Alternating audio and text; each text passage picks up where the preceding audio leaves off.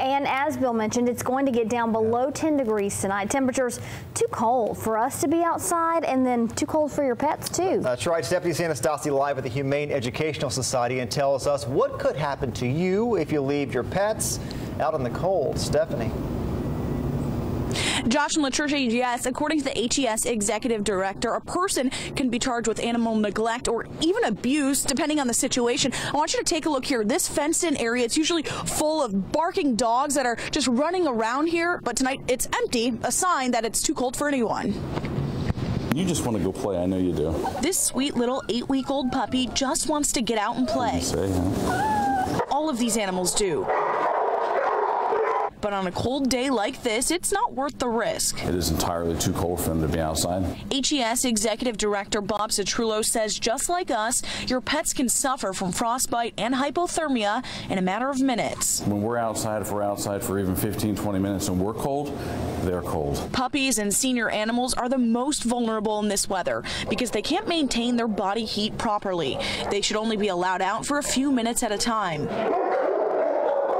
Notice here at HES on cold days, it gets loud in here when everyone's indoors. During the winter months, Citrullo says they get more calls than usual to check on pets left outdoors.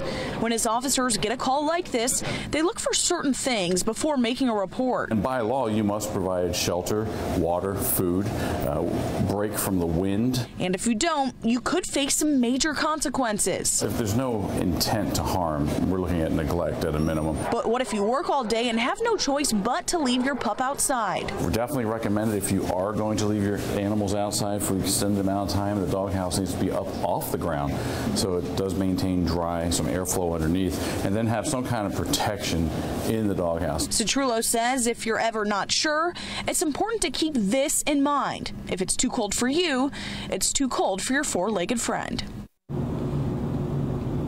If you are leaving your dogs in one of those insulated dog houses, Citrullo says it's important to give them more food this time of year. The more food gives them extra calories, which will help keep them warmer in this frigid weather. Reporting live tonight in Chattanooga, Stephanie Anastasi, News Channel 9. Good advice there. Thank you, Stephanie. HES says that is. They're always looking for those igloo houses for dogs. If you have one to donate, you can drop it off anytime at the Humane Educational Society.